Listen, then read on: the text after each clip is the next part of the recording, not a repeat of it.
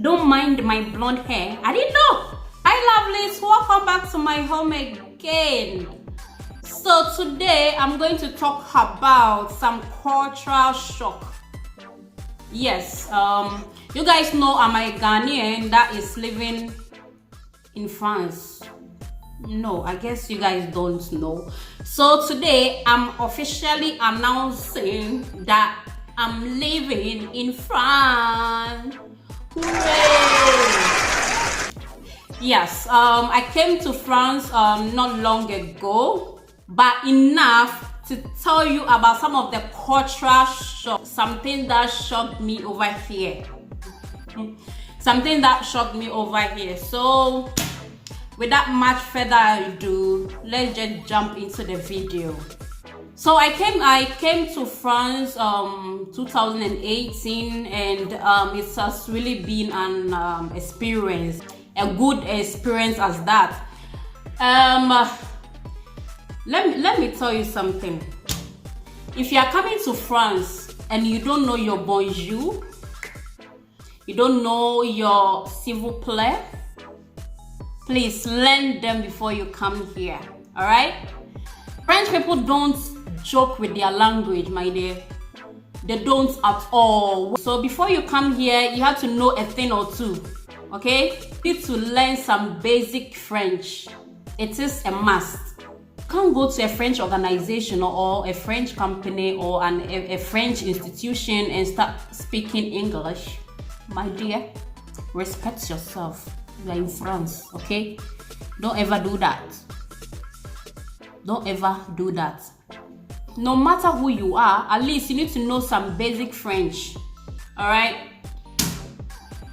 This happened to me when I came to France. That was 2018. So I decided to go and just learn some French. And I went to this language school. It's actually a language school. They say they teach English, they teach Spanish, and they teach French. Knowing it is a language school, when I got to the reception, I just greeted. I think I greeted in French. I said bonjour. Excuse me, please do you speak English? She replied no. A language school, they said they don't speak English in a language school. Whilst in their syllabus, they wrote, we teach French, we teach English, we teach Spanish. So me, I carried myself knowing well that if they said they teach English, obviously they speak English. So when I got to the reception, I said, excuse me, do you speak English? She said no. I was dumb. I said, wow, how am I going to express myself? How can a language school that teaches English don't speak English? So that day, I had to go back home, or come back home, get a translator or get someone that speaks French, then go back again. So when I got the person, we went back. These people told me I'm going to write an exam in French so that they can know my French level.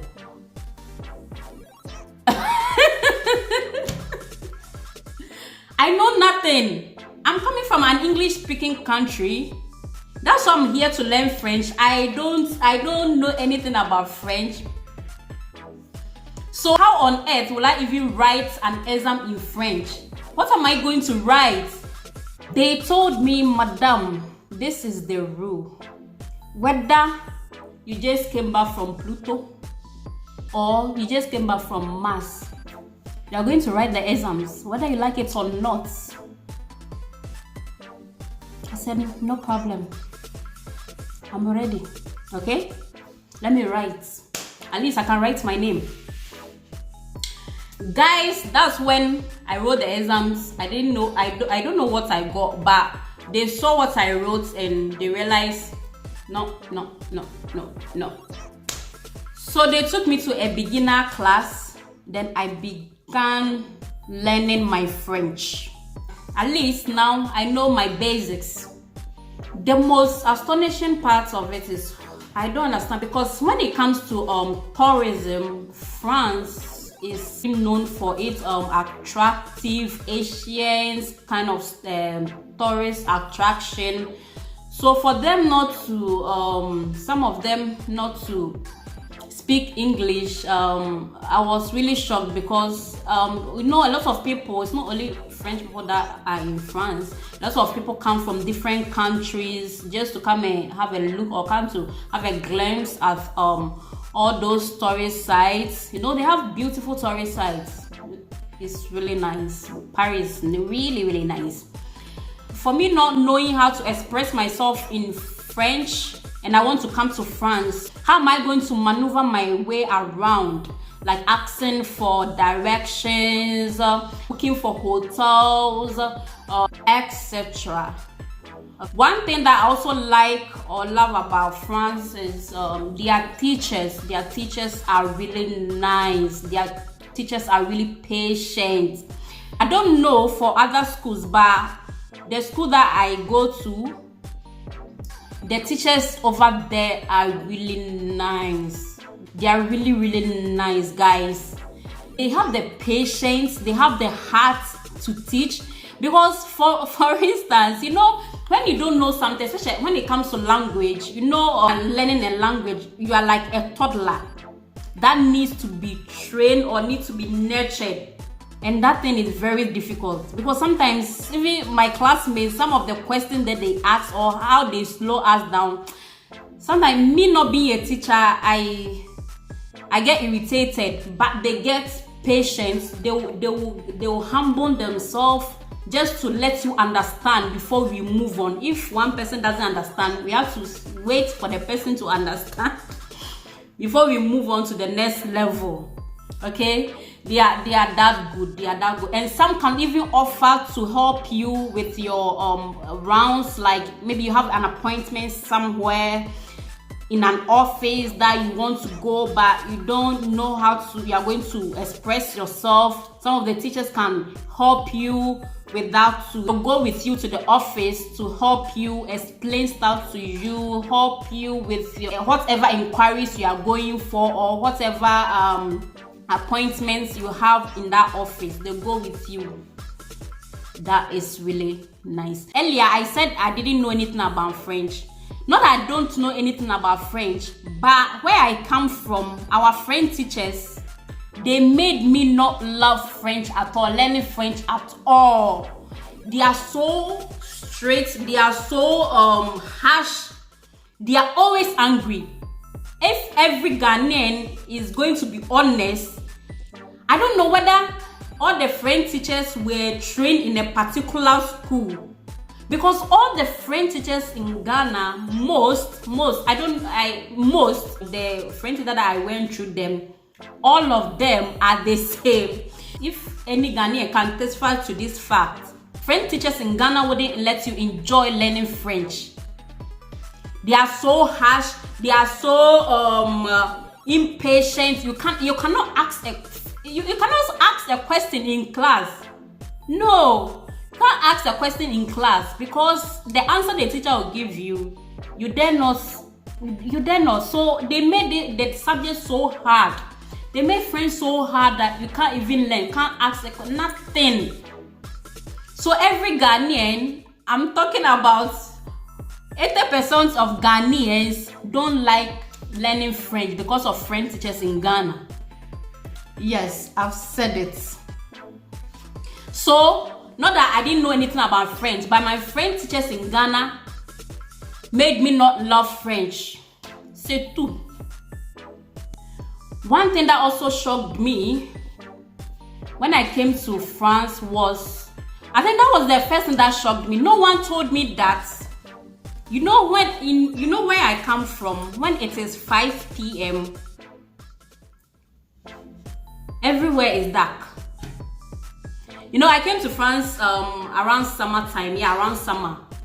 So I didn't know when it is around 7, 8 there onwards, the sun will still be out. I didn't know. Yes, I'm being honest. Yeah, don't mind my blonde hair. I didn't know. So when I came to France around summer, 6, 7, 8, 9, 10 p.m. the sun was still up. I was like, no, is my time correct? What are we experiencing? What's going on? Why is the sun still shining around this time? Yes, guys, I didn't know. I didn't know. Now I know. Okay, bye-bye. That thing that also shocked me was the fact that French people are mannered, well mannered. As in, they don't play with their greetings. You know what I'm talking about? They are the same as Ghana. Yes, Ghanaians, we don't play with our greetings at all. So when you go to a place, you go to a shop, or you go to an office, you go to someone's house, you go wherever, and you don't say bonjour. My dear, how dare you? How dare you? Who are you? Why didn't you say bonjour? Just bonjour. Open your mouth, say bonjour. That's it. Can't say common bonjour? Huh? No, not here. You cannot be disrespectful. Okay? In France, when it comes to greetings, yes, they are also there. Bonjour. Bonjour. Bonjour, madame. Bonjour, monsieur. Bonjour. Bonjour. Yes. So we don't play with our greetings over here. Our bonjour, we don't joke with it at all. Random people can see you in the streets without even knowing you. They say bonjour. Bonjour. Bonjour. So now, I'm just bonjouring myself anyhow, even if I don't know you. So far as I see you, or maybe we bump into each other, bonjour. One thing that I was also shocked about was the fact that they have open markets. Yes, I didn't know. I thought they shopped in the supermarkets. When you want tomatoes, when you want pepper, whatever you want, you have to go to the supermarket. I didn't know they had open markets. But over here, their markets are planned.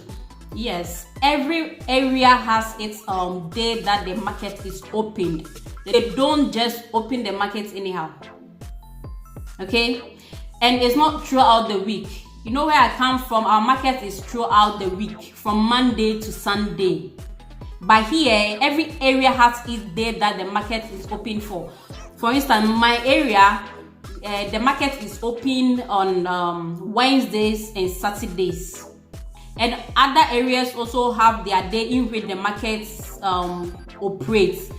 You know, in Ghana, we have structures that are really built for market purposes. But in this case, theirs is done on streets, like an open place.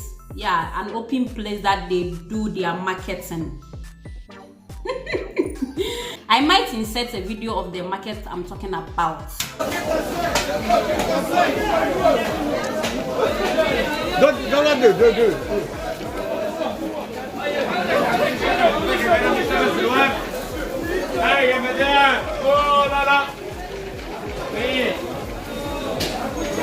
One thing that also shocked me was the fact that where I come from, whenever a driver parks in the middle of the road, they will tell you, no, you can't do this in abroad. In abroad, it is not done. You cannot do it.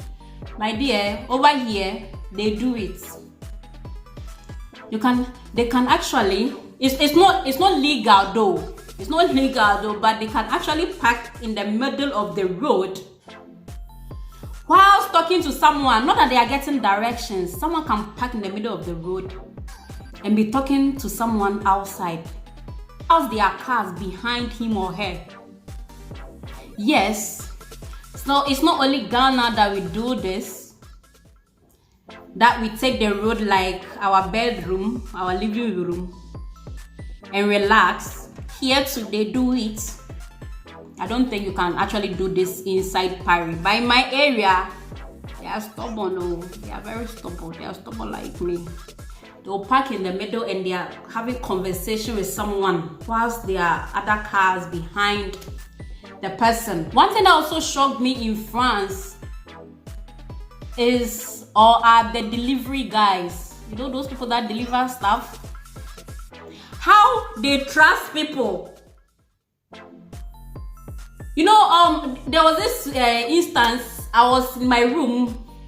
I heard a bell. I went out. The delivery guy told me he came to deliver something to my neighbor. She's not there, so he has to leave the things with me.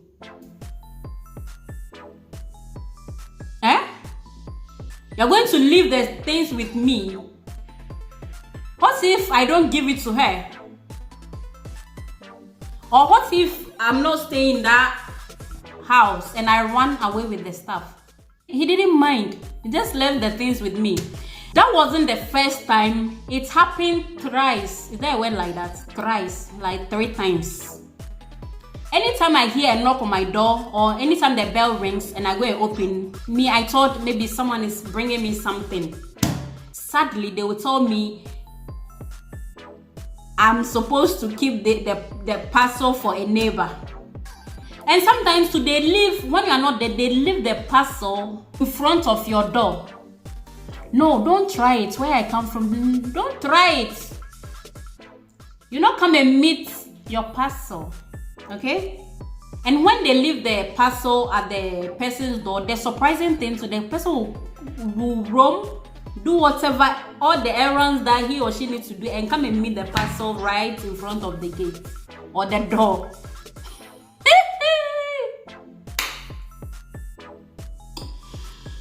Let me move on. Last but not the least, one thing that also shocked me over here is the stature of the policemen. Over here, the police are well built, thick, tall. They look like our soldiers. You know, in Ghana, there's a vast difference between a police and a soldier when it comes to their stature. But here, the policemen are built like our soldiers in Ghana. They are well built, thick, tall. You cannot look at a policeman like twice. The way the police are built here, you see a policeman and you will know, you definitely know that this is the law. That's the law walking on 2 legs. That's the whole law walking on 2 legs. They are so well built.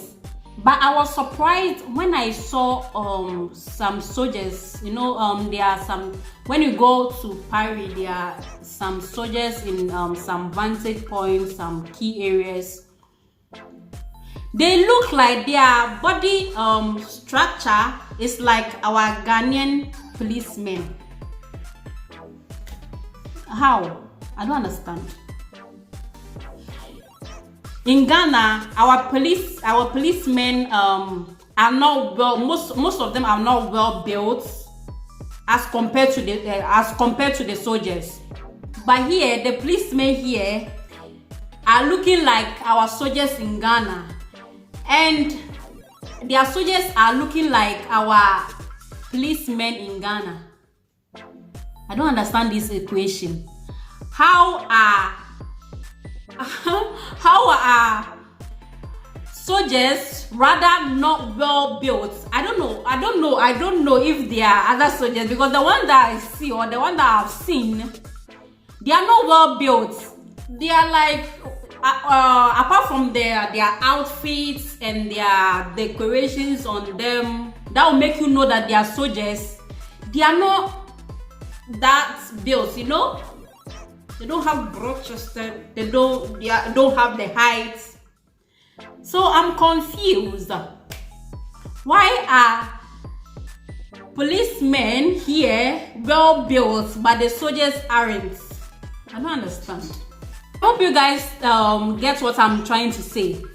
Their policemen are well built, but the soldiers, they look normal. The soldiers that I've seen, they are not well built when it comes to their stature. You know, when it comes to their stature body-wise, you know what I'm talking about. So soon we have come to the end of the video, and these are some of the things that shocked me over here in France. Au revoir, à plus, ciao ciao.